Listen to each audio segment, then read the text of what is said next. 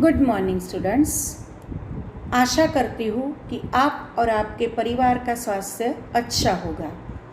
मित्रों, पिछले सेशन में हमने पार्ट 3 क्या निराश हुआ जाए के बारे में सीखा था।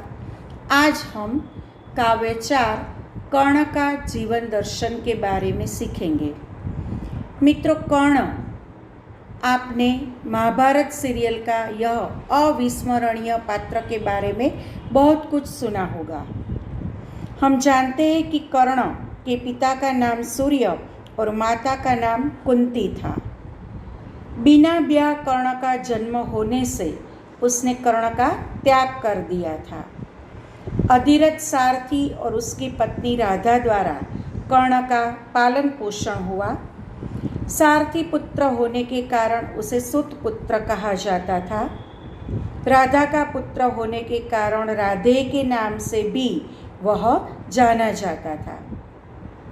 उसका जन्म कवच और कुंडल के साथ हुआ था।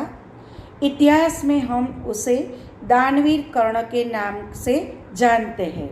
तो आओ मित्रों, कर्ण का जीवन दर्शन के बारे में हम सीखें। इससे पहले इस काव्य के कर्ता के बारे में हम जानते हैं। काव्य 4 कर्ण का जीवन दर्शन, कर्ता रामधारी सिंह, उपनाम दिनकर जी, साहित्य प्रकार खंड काव्यांश, मूल कृति रश्मिरथी। मित्रों, रामधारी सिंह रचित मूल कृति रश्मिरथी खंड काव्य में से यह काव्य लिया गया है। कवि के बारे में जानते हैं। कवि रामधारी सिंह का जन्म ईस्वी सन 1908 बिहार के मुंगेर जिले के सिमरिया नामक गांव में हुआ था। उनका निधन ईस्वी सन 1974 में हुआ था।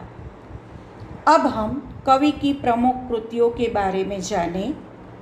उर्वशी, रश्मिरथी, रेणुका, हुंकार, रसवंती, कुरुक्षेत्र आदि उनकी काव्य कृतियाँ थीं। संस्कृति के 4 अध्याय चिंतन ग्रंथ है। उनकी प्रमुख गद्य रचनाएं इस प्रकार है। अर्धनारीश्वर, मिट्टी की ओर। मित्रों, हिंदी साहित्य जगत में यदि रामधारी सिंह की पहचान की जाए तो वह अपने देश और युग के प्रति जागरूक थे। तत्कालीन घटनाओं, विषमताओं का खुलकर चित्रण करने वाले कवि थे। शोषित और पीड़ित वर्ग की व्यथा और उससे मुक्ति का संघर्ष करने वाले कवि भी थे।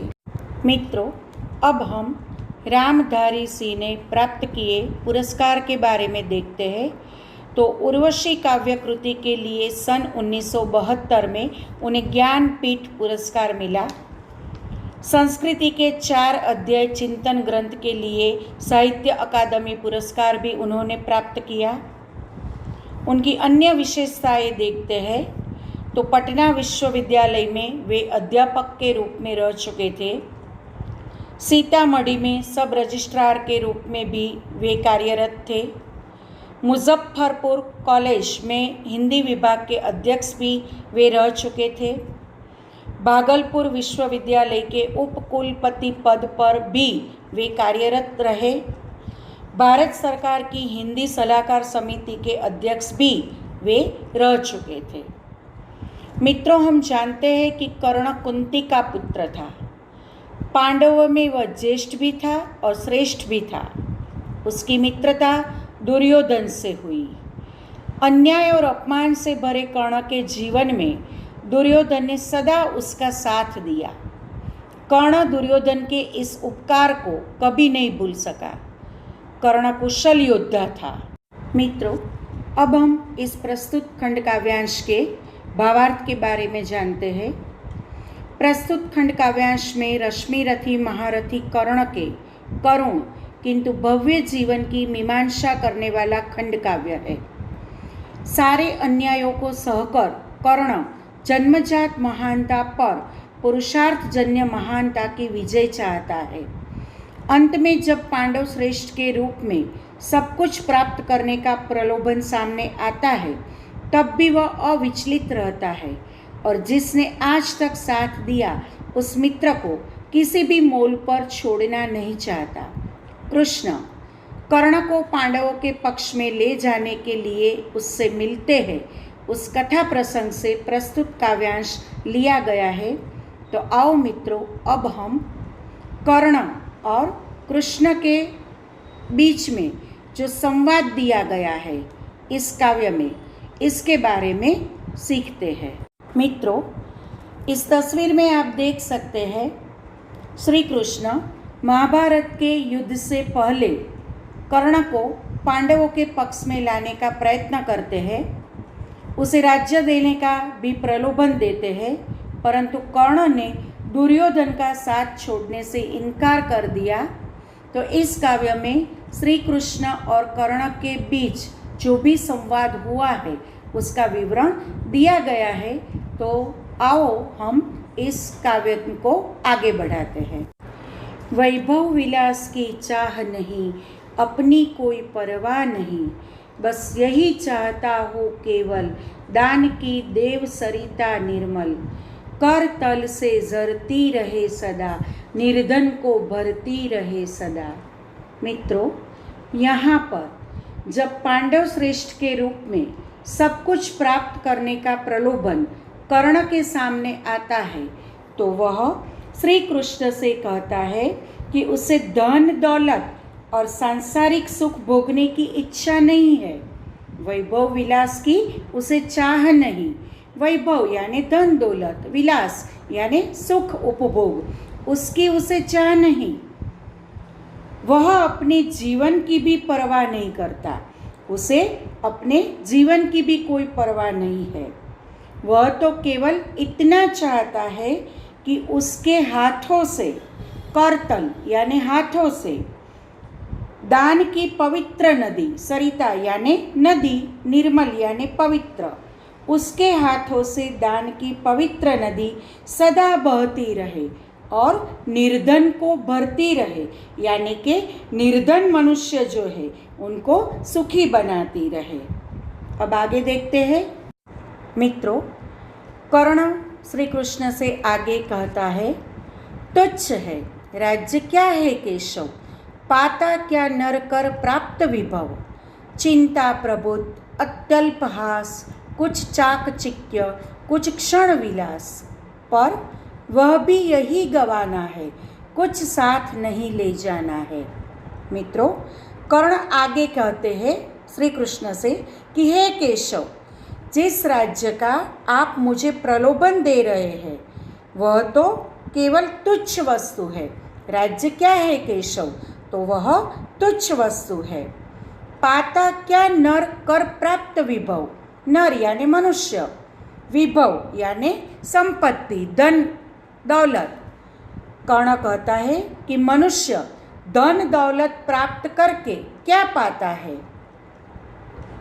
चिंता प्रबुद्ध, चिंता प्रबुद्ध, प्रबुद्ध यानी अधिक, प्रचुर मात्रा में। अत्यल्प हास, अत्यल्प यानी अति प्लस अल्प, हास यानी निंदा, उपहास। चाकचिक्य यानी चमक दमक, कुछ क्षण विलास।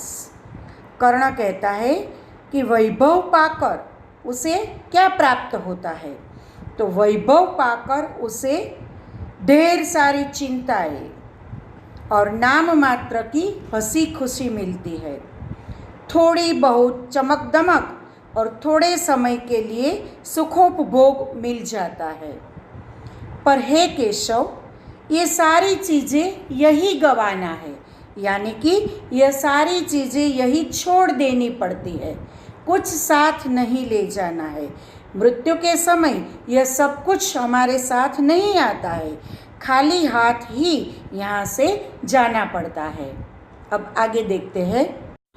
मुझसे मनुष्य जो होते हैं कंचन का भार न ढोते हैं, पाते हैं धन बिखराने को, लाते हैं रतन लुटाने को, जग से न कभी कुछ लेते हैं, दान ही हृदय का देते हैं।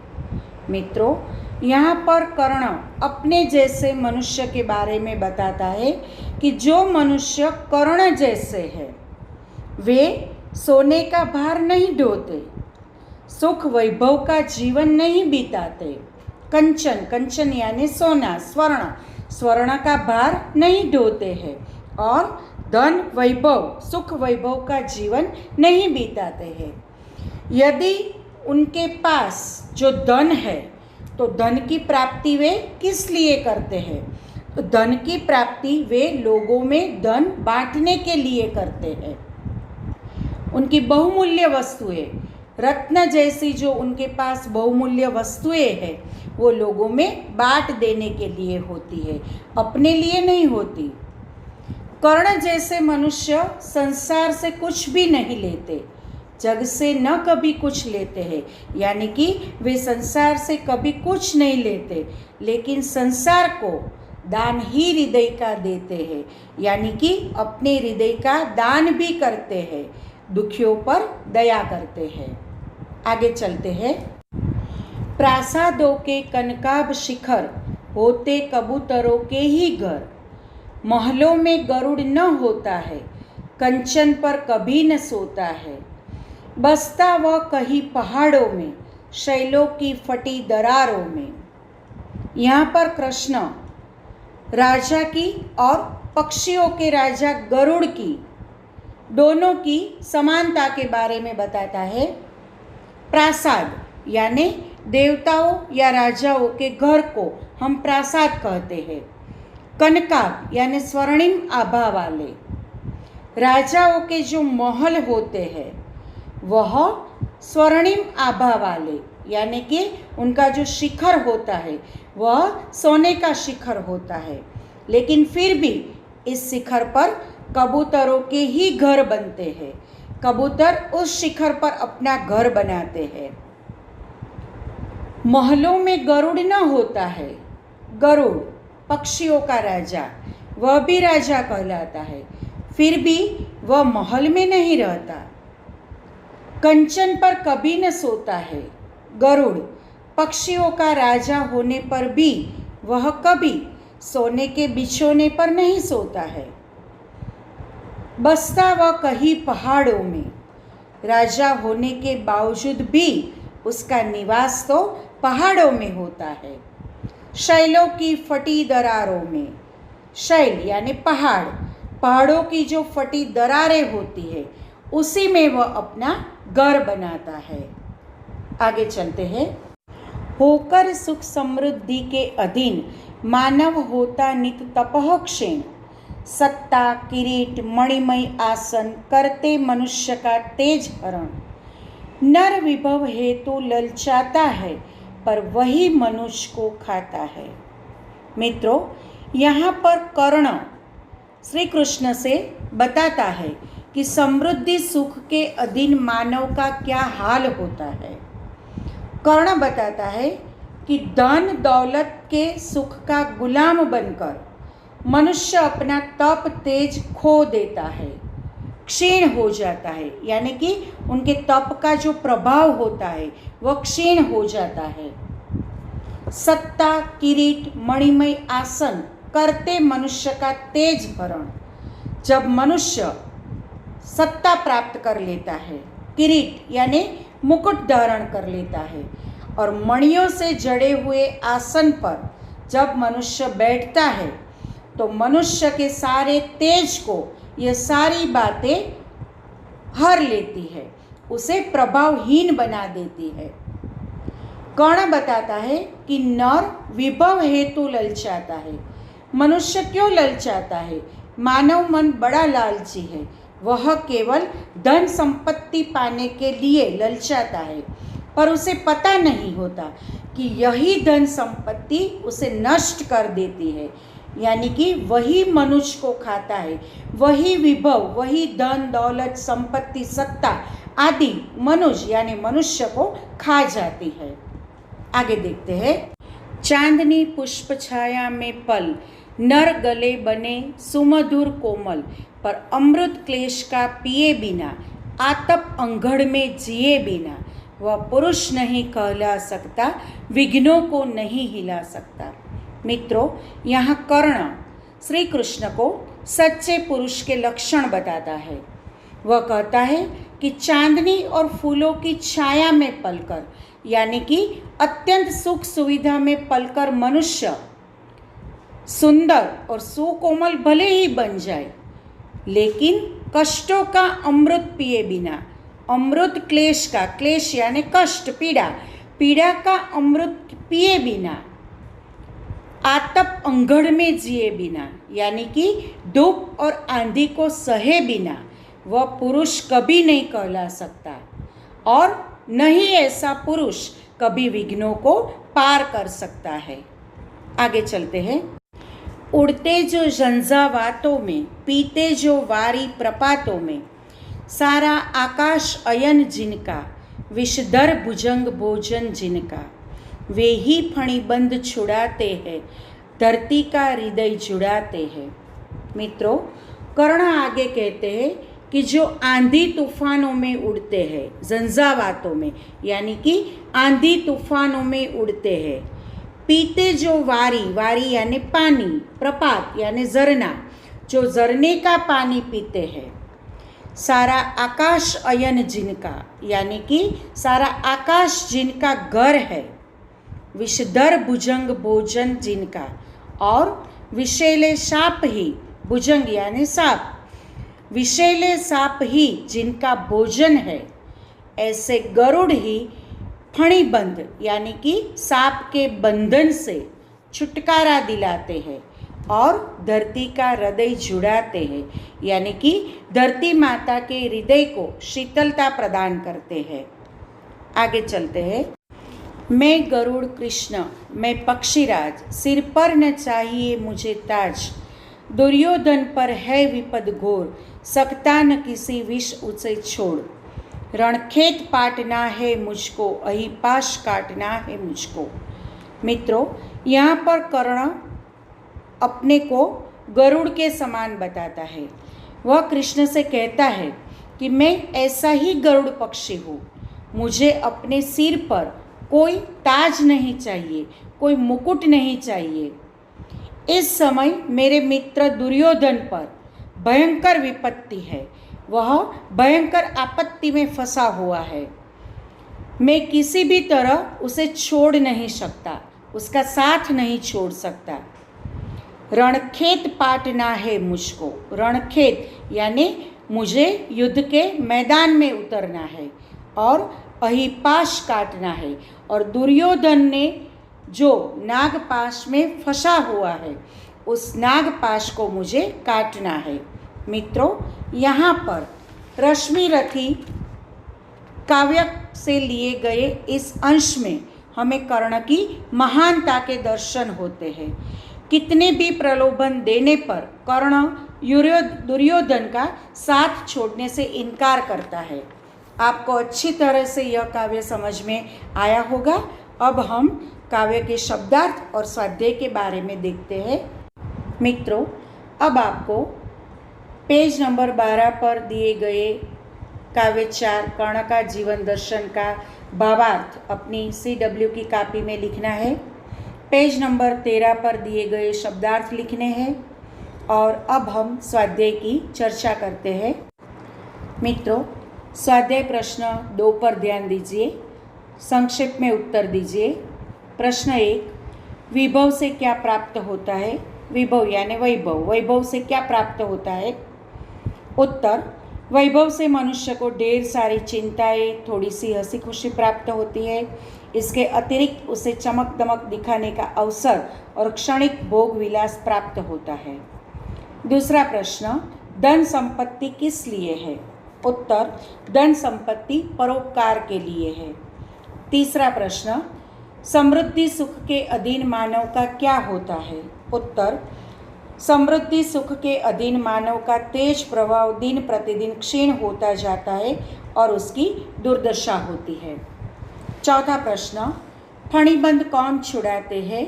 उत्तर, फणिबंध गरुड़ जैसे साहसी और वीर पुरुष ही छुड़ाते हैं। आगे देखते हैं। विद्यार्थी मित्रों, पेज नंबर 14 पर आप प्रश्न 5 विरोधी शब्द देखिए। निर्मल यानी मलिन, निर्धन यानी धनवान, प्रबुद्ध यानी कम, कोमल यानी कठोर, अमृत यानी विष। प्रश्न 6 देखिए, कोष्टक में से हमें समानार्थी शब्द ढूंढकर लिखने हैं। पहला शब्द है सुखोपभोग, उसका समानार्थी है विलास। हथेली यानी करतल, प्रचुर यानी प्रबुद्ध, दरज यानी दरार, आंधी यानी अंगड़, पानी यानी वारी जल, गरल यानी विष, चट्टान यानी शैल। मित्रों, आपको यह काव्य पूरी तरह से समझ में आया होगा। जितना मैंने बताया CW में आप अपना होमवर्क करना। Thank you. जय भारत, जय हिंद।